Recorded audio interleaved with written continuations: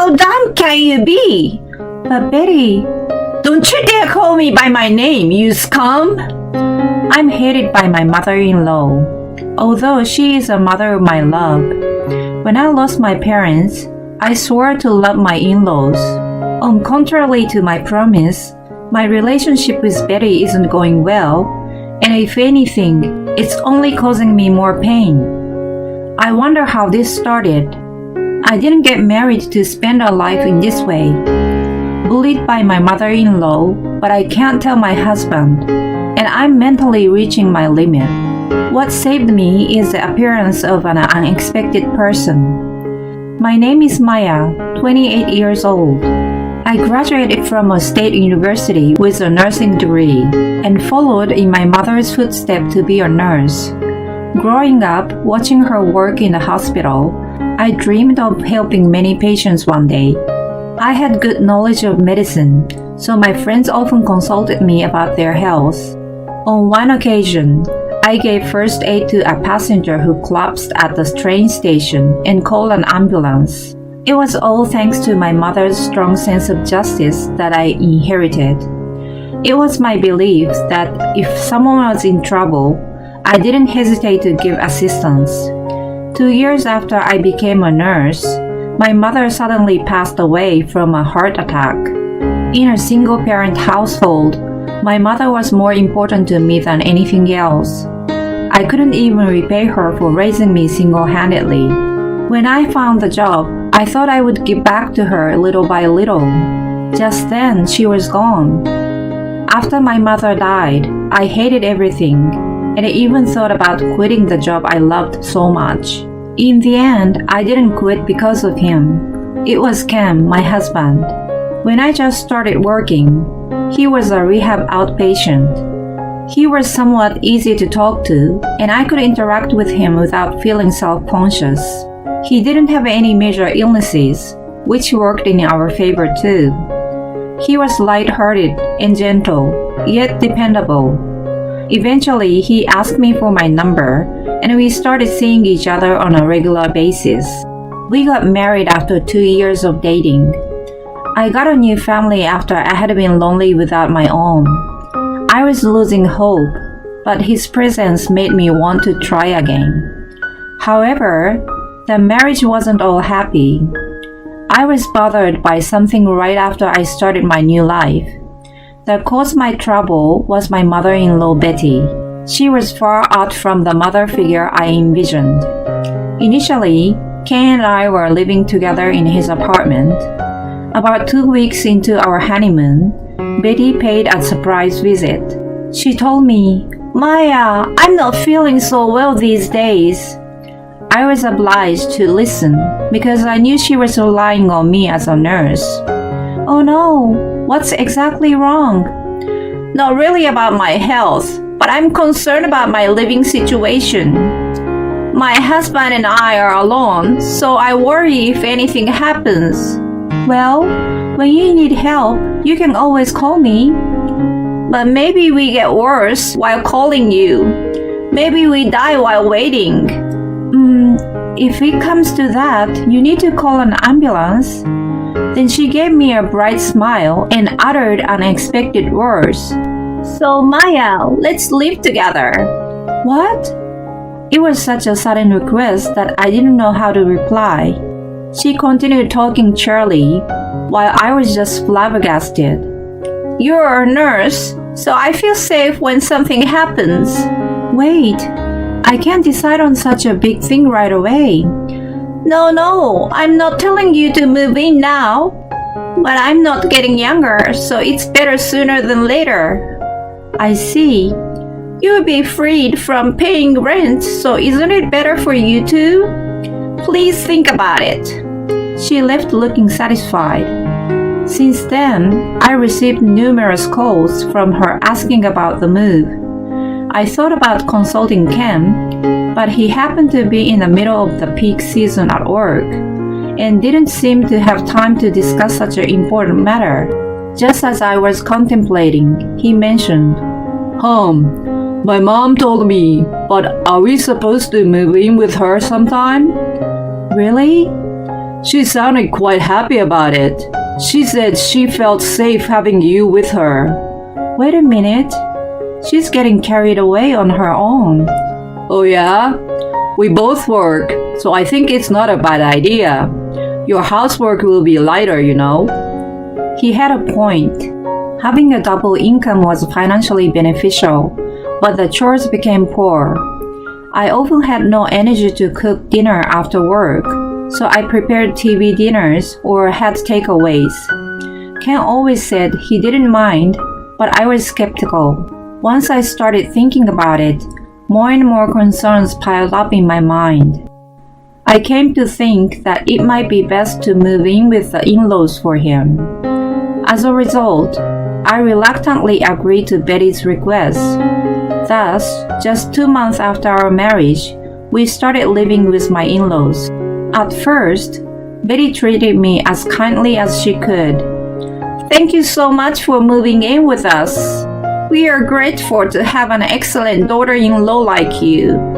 I will take up the chores so you can focus on your work now. That being said, part of me expected that my life was going to be easier. But in reality, instead of becoming easier, what awaited me was living in hell. Just 1 week after I moved in, her attitude toward me took a drastic turn. She began discreetly bullying me. Hey Maya, are you really going to depend on me for all housework? I don't intend to. I do cleaning and washing on my days off. Huh. Who do you think you are? Isn't that a little unfair, you being a daughter-in-law? No, I don't mean to. It's obvious. You put everything on my shoulders and just want to make money for yourself. So sneaky. My mouth was agape to hear such an accusation from her. Who said all the housework was going to be taken care of in the first place? Since then, I tried to help her as much as I could. I prepared breakfast and did laundry before going to work. If I got off work on time, I cooked dinner. Every time it was for Ken, Betty, and my father-in-law, the four of us. I had come to regret that my life with Ken alone was so much easier. As a nurse, my days off were random. Ken was a normal office worker, so our days off coincided only a few times a month. I was off on a weekday and planned to go out for the first time in a while that day. I finished the chores and went to find Betty in the living room. Hey Betty, I'll be out for a bit. What? Where do you think you're going? Just going to a mall. I have to buy a birthday present for my colleague. I will be back soon. All of a sudden, Betty turned red, fuming. What the hell did you say? Going shopping? You got a nerve for a daughter-in-law. Once she became hysterical, it was out of my control. She lost her temper and lashed out at me with her personal point of view. It's not fair that you get to go out.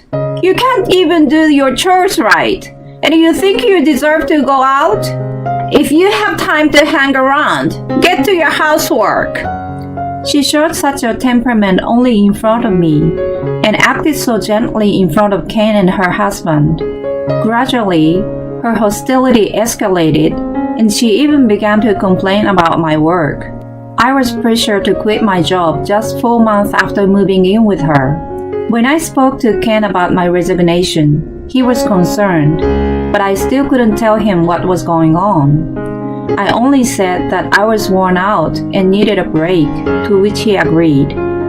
I loved my challenging job, but I was mentally exhausted that I couldn't face my work properly. It was all a ploy by Betty. The next thing I knew, she was controlling all aspects of my life. Was I going to be her puppet as long as she lived? Was I going to let her dominate me forever? Although I struggled, she showed her malice only when we were alone. I planned to record her bullying for proof, but I got too nervous when it came down to it and didn't work out in the end. One day, she informed me that she was having her 6th birthday party at home. That was the day she told me, "Can you hold on and think for a minute?" I hastily tried to change her mind. It's too crazy to prepare for a birthday party now. What's crazy? You go and get a birthday cake and start cooking. But Hush, you jobless skunk! You're my slave. Do what I tell you. I already have invited my friends. she cheerfully changed into her elegant dress and began putting a lot of makeup on her face. If her friends were coming, failure to comply was not an option even more than usual. I hurried out to buy her cake and to a supermarket, and then rushed back and prepared salads and sandwiches and decorated the cake. When all was ready, Betty's friends started showing up. I was about to open the front door to welcome them in. Stop! Don't you show your face to my friends, okay? But I should at least greet them. No need of greeting from a jobless skunk, aka slave. Go and clean the hallway and the stairs. My friends would pass on the way to the bathroom. Fine. I cleaned as she ordered. Then one of her friends, Wendy, popped her face out to the hallway and asked, Hey Betty, who is that cleaning? Oh yeah, her. She's my daughter-in-law Maya. Has she done some wrong to you? Not at all. She looks very eager. Eager? No way. She had to be ordered to clean by me. Wendy was a name I had heard quite often from Betty. I continued to polish the hallway, feeling my face burning in shame at the thought of exposing my abomination to her friends. Seeing me like that, Wendy asked again, Hey Betty, how long are you going to make her do that? Until it becomes immaculate and everyone arrives. But it's like, Don't worry, Wendy. She's more like a slave than a daughter-in-law. As soon as she mentioned the word, the room fell silent. While everyone seems to be taken aback, she looked down and started yelling at me, probably to show off her status. How useless are you? But Betty, don't you dare call me by my name, you skunk! I'm sorry. I didn't understand why I was being treated this way in front of her friends. Then Wendy rushed toward us and slapped Betty's cheek. At that second, the status of Betty and me switched. Betty was trembling from shock and anger. What did you do that for? Screamed at Wendy with a burning face. Wendy calmly answered, I'm disappointed in you. I thought we were good friends. So why did you slap me? Such a savage act. Who is a savage? You mistreat the person who saved my life so terribly. Saved your life? Betty stared at her dumbfoundedly. I was totally lost when Wendy smiled at me and said, It's been a long time. You're the nurse, right? Do you remember me? I'm sorry, but have we met before? It's been a few years. You saved me at the train station. Train station? Oh my god, that lady! She was the one I assisted on a platform a while back.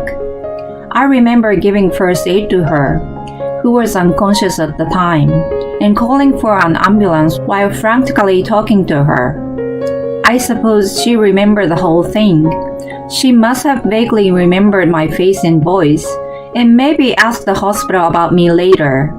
I'd never imagined that I was going to meet her again in such a circumstance. I was surprised, but Wendy happily continued her story. I thank you so much for your help. I still remember you holding my hand and talking to me until the paramedics arrived. I'm so glad that you made it. I owe it to you. I've been hoping to thank you in person, but never imagined you were in such a terrible condition. Her words prompted the other friends to coldly stare at Betty. When Betty noticed, her face immediately turned white. Desperately trying to regain her position, she raised her voice. No. Don't take it wrong.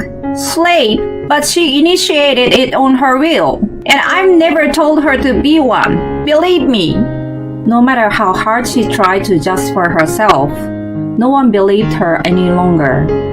Wendy lashed out at her. "You're the worst kind to treat this honorable woman in such a terrible way. She's the wife of your precious son, isn't she? Yet you call her a slave? You have no compassion." Wait, Wendy, I don't mean to. Then how do you mean? I remember her thriving and glowing with full of life back then, and now she looks so pained. I have no doubt you took the life out of her. Apologize to her now. What are you waiting for? Betty shed tears being scolded by Wendy, and resentfully apologized to me. The birthday party was a mess afterward. Everyone changed the way they looked at Betty.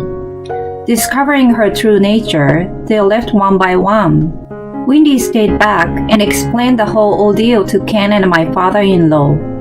All the facts came out, and Betty's malice was exposed. My father-in-law was outraged and immediately demanded a divorce. Get out of here now.